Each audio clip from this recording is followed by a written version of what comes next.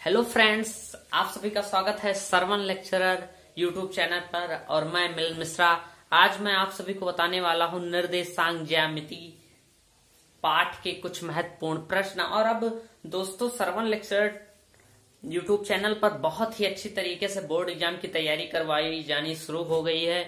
और आप देखते रहिए हमारे सारे वीडियो और पूरे देखिए वीडियो। चलिए टॉपिक पर चलते हैं। आज हम आपको निर्देशांक ज्यामिति के बारे में बताने वाले हैं, जिसमें मैं आपको बताऊंगा इम्पोर्टेंट क्वेश्चंस। इस बोर्ड एग्जाम में आने वाले निर्देशांक ज्यामिति से इम्पोर्टेंट क्वेश्चन आपको बताने वाला हूं, जो कि बोर्ड परीक्षा की दृष्टि से बहुत ही महत्वपूर्ण है। इसलिए वीडियो को पूरा देखें और लाइक कीजिए, सब्सक्राइब कीजिए और थोड़ा बहुत कमेंट भी कर दिया कीजिए। तो चलिए, और किस पर आप देखेंगे? सरवन लेक्चरर यूट्यूब चैनल पर। सिर्फ इसी यूट्यूब चैनल पर आपको अच्छे से पढ़ाई करने का अवसर मिलेगा। इसलिए हमारे सारे वीडियो देखिए, लाइक कीजिए, सब्सक्राइब कीजिए तथा अपने दोस्तों में शेयर कीजिए। चलिए, कुछ महत्वपूर्ण फार्मूले पहले इस चैप्टर के जान लेते हैं, फिर हम लगाएंगे इस चैप्टर के सवाल। तो चलिए देखते हैं महत्वपूर्ण फार्मूले इस चैप्टर के। देखिए, आपके सामने आ गया है कि important question for board exam. आज मैं आपको बताने वाला हूं और इम्पोर्टेंट फार्मूले पहले जान लेते हैं, क्योंकि जब तक हम फार्मूले नहीं जानेंगे तब तक हम सवाल कैसे सॉल्व कर पाएंगे। तो पहला देखिए, पहला महत्वपूर्ण बिंदु है जो कि फार्मूला है, जो कि ये है कि दो बिंदुओं x1 y1 व x2 y2 के बीच की दूरी अगर आपको ज्ञात करनी हो, यदि आपको निर्देशांक ज्यामिति में दो बिंदुओं के बीच की दूरी ज्ञात करनी हो, तो आप कौन सा फार्मूला प्रयोग करेंगे? Under root x1 minus x2 का whole square plus y1 minus y2 का होल स्क्वायर। फिर से देख लीजिए कि दो बिंदुओं x1, y1 व x2, y2 के बीच की दूरी को ज्ञात करने के लिए under root x1 minus x2 का होल स्क्वायर करेंगे और फिर प्लस का चिन्ह लगाकर y1 माइनस y2 का होल स्क्वायर कर देंगे और इसे सॉल्व कर देंगे और हमारा सवाल लग जाएगा। तो बहुत ही आसान है। तो पहले मैं आपको बता देता हूं कि इसमें x1 क्या होता है और y1 क्या होता है। तो देख लीजिए, ये तो कोई सवाल दिया गया है, उसके निर्देशांक हैं 3, 8 और 4, 9। तो देखिए, इसमें ये x1 होगा, ध्यान से देखिए, और ये y1 होगा, और ये 4x2 होगा और 9y2 होगा। इसी तरह इसमें छाटना रहता है x1 y1 और x2 y2। और यदि आप इसे चूज कर ले गए और अच्छे से इस फार्मूले पर रख दिया तो आपका सवाल लग जाएगा और बीच की दूरी ज्ञात हो जाएगी। अब चलिए अगले फार्मूले को देखते हैं कि क्या है अगला फार्मूला खास। तो अगला फार्मूला है कि दो बिंदुओं x1 तथा x2, x1 तथा y1 तथा x2, y2 को m1 अनुपाते m2 के अनुपात में विभाजित करने वाले बिंदु के निर्देशांक क्या होंगे? तो इसके लिए फार्मूला होगा m1 x2 plus m2 x1 अपान m1 m2। और फिर एक इसी में होगा, ये x के लिए होगा और ये y के लिए, y अक्ष के लिए। तो इसमें होगा m1 y2 plus m2 y1 अपान m1 प्लस m2। यही फार्मूला लगेगा। ये अनुपात वाले जो निर्देशांक ज्यामिति में अनुपात पर आधारित प्रश्न होते हैं, उन पर ये फार्मूला कार्य करता है। तो चलिए अब नेक्स्ट टॉपिक पर चलते हैं। नेक्स्ट टॉपिक है कि मूल बिंदु के निर्देशांक हमेशा 0, 0 होते हैं। यदि आपसे कहीं बहुविकल्पीय प्रश्न में या किसी व्यक्ति ने या सवाल में पूछ लिया गया कि मूल बिंदु से किसी बिंदु की दूरी ज्ञात कीजिए, तो मूल बिंदु के निर्देशांक इसमें x भी 0 होगा और y भी क्या होगा? 0 होगा। मूल बिंदु के लिए x, y 0 होगा और निर्देशांक इस तरह व्यक्त किए जाते हैं x, y, इसलिए 0, 0 होगा मूल बिंदु का निर्देशांक।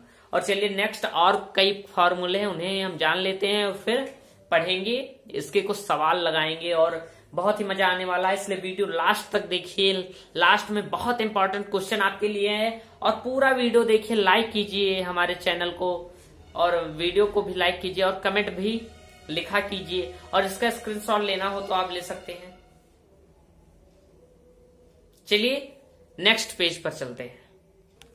अब देखिए अगला फार्मूला आ गया कि दो बिंदुओं x1 y1 x2 y2 को मिलाने वाले रेखाखंड की मध्य बिंदु के निर्देशांक ज्ञात करना।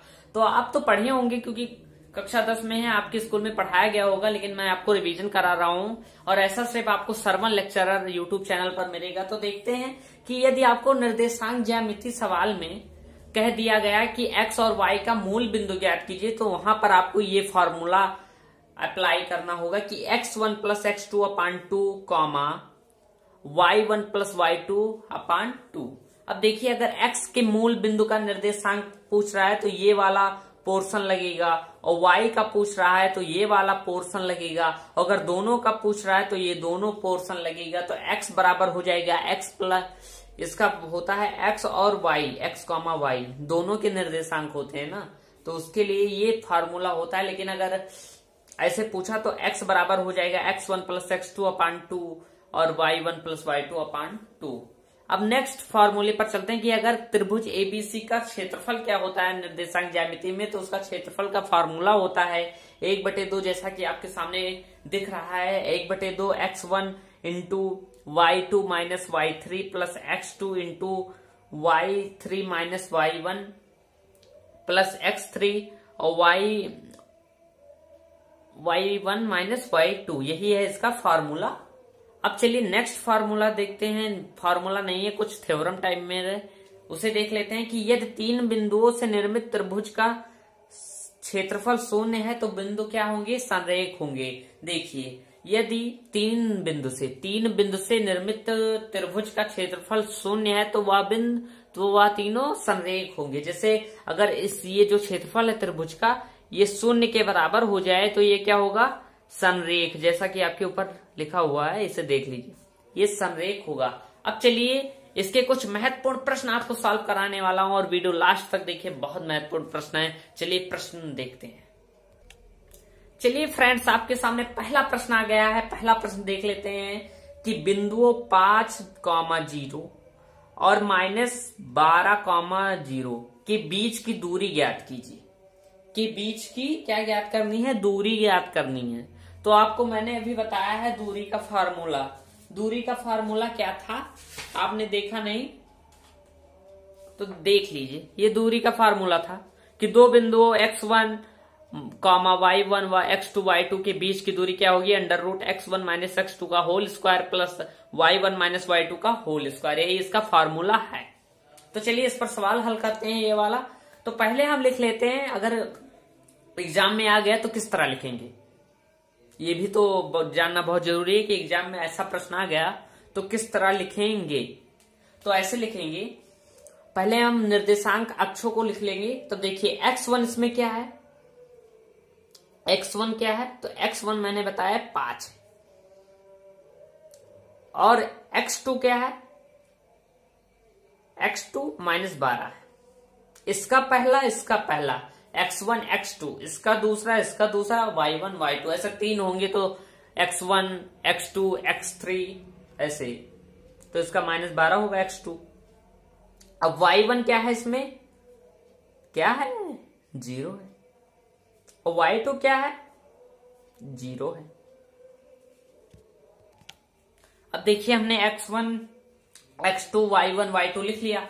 अब हम इसे फार्मूले पर रख देंगे। तो फार्मूला क्या था, बीच की दूरी का डिस्टेंस बराबर d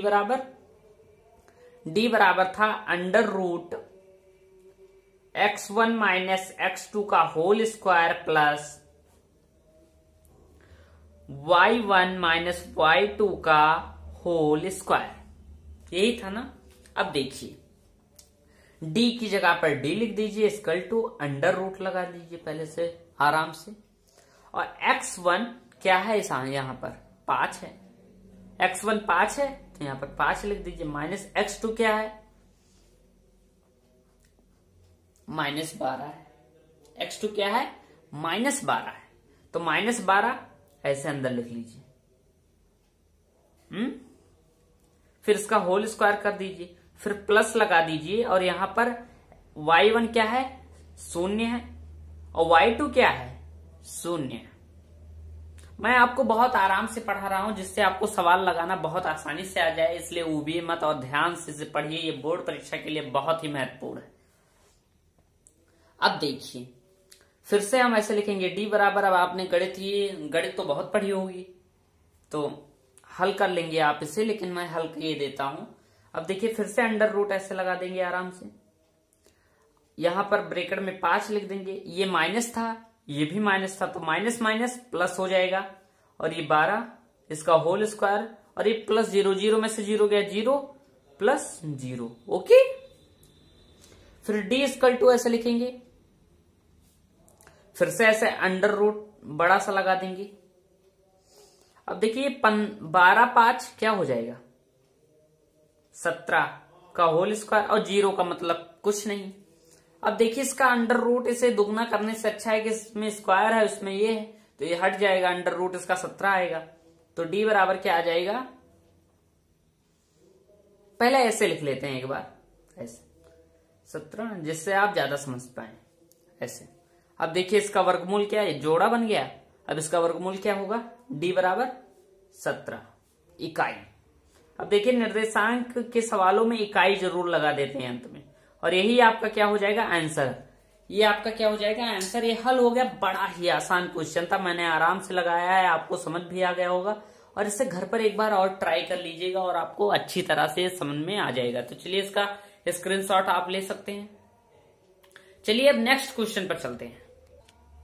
अब चलिए देखते हैं, ये नेक्स्ट क्वेश्चन आ गया है कि एक बिंदु P -6,8 की मूल बिंदु से दूरी क्या होगी।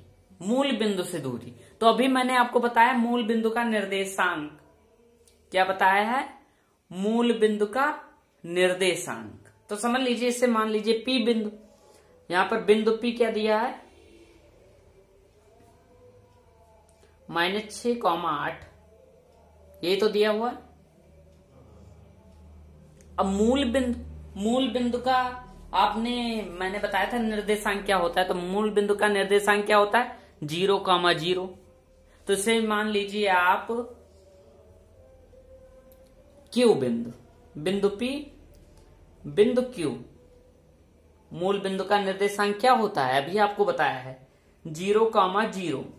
अब लिख लीजिए x1 x2 जो लिखते हैं, तो x1 क्या हो जाएगा, x1 बराबर -6, x2 बराबर क्या हो जाएगा 0, y1 बराबर क्या हो जाएगा 8, और y2 बराबर 0 हो जाएगा। अब आप जानते हैं दूरी का सूत्र क्या होगा, अभी आपको बताया था दूरी का सूत्र होता है क्या, d बराबर under root x1 minus x2 का whole square plus y1 minus y2 का whole square. Okay, got it. अभी यहीं पर आप इसका मान रख देंगे। अब d इक्वल टू हो जाएगा, बड़ा आसान क्वेश्चन है, इसे आप घर पर एक बार सॉल्व कर लीजिएगा, बस आपको आ जाएगा। ऐसे लिख देंगे। अब फिर देखिए x1 -6 है तो -6 लिख दीजिए, x2 0 है तो 0 रख दीजिए, इसका होल स्क्वायर प्लस y1 8 है, देखिए 8 रख दीजिए, माइनस y2 0 है, ऐसे रख दीजिए। अब d इक्वल टू ये क्या हो जाएगा, यहां बचा -6, 0 का मतलब कुछ नहीं, स्क्वायर प्लस 8 का स्क्वायर, यही तो होगा। अब देखिए d इक्वल टू क्या हो जाएगा, अंडर रूट 6 को 6 से गुणा करेंगे तो 36 आएगा, और माइनस माइनस प्लस हो जाएगा, प्लस 8 64, ये क्या होगा। अब d बराबर हो जाएगा अंडर रूट 100, इसमें इसको जोड़ेंगे 36 में 64 को, तो अंडर रूट 10 आएगा, और अंडर रूट 10 का मान क्या होता है 10, और यही आपका आंसर हो जाएगा 10 इकाई। 10 का वर्गमूल जब आप निकालेंगे 100 का तो 10 ही प्राप्त होगा आपको, और ये आपका क्या हो गया आंसर। ये आपका क्या हो गया आंसर। अब चलिए नेक्स्ट क्वेश्चन है, एक बहुविकल्पीय टाइप का क्वेश्चन है, बहुत ही महत्वपूर्ण है, ये भी एग्जाम के लिए बहुत बार पूछा जा चुका है। अब इसमें देखिए, यदि 3 बिंदुओं से निर्मित त्रिभुज का क्षेत्रफल 0 है तो बिंदु क्या होंगे? बिंदु क्या होंगे? संरेख, असंरेख, समांतर, प्रतिच्छेदी, संरेख, यही तो पूछा गया है। तो अभी मैंने आपको बताया था, उसे आपको ध्यान भी होगा कि बिंदु संरेख कब होते हैं, तो उसे दिखा देता हूं। ये मैंने बताया था अभी आपको कि यदि 3 बिंदुओं से निर्मित त्रिभुज का क्षेत्रफल 0 हो तो तीनों बिंदु संरेख होंगे, ये मैंने बताया था। तो इसमें यही पूछा गया है कि यदि 3 बिंदुओं से निर्मित त्रिभुज का क्षेत्रफल 0 है तो बिंदु क्या होंगे? तो क्या होंगे? संरेख होंगे। ये चौथा ऑप्शन आपका सही होगा। अब चलिए नेक्स्ट क्वेश्चन, वो जो कि लास्ट क्वेश्चन है, बहुत ही महत्वपूर्ण है, उसे हल करते हैं। ये अगला क्वेश्चन आपके सामने है कि 2 बिंदुओं के एक निर्देशांक -8, 0 तथा 0, -8 इन बिंदुओं से बने रेखाखंड के मध्य बिंदु के निर्देशांक क्या होंगे? तो मध्य बिंदु के निर्देशांक क्या होंगे? तो पहले आप x1, x2 और y1, y2 लिख लीजिए आराम से।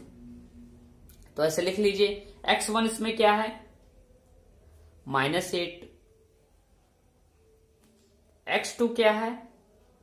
0, ओके। y1 क्या है?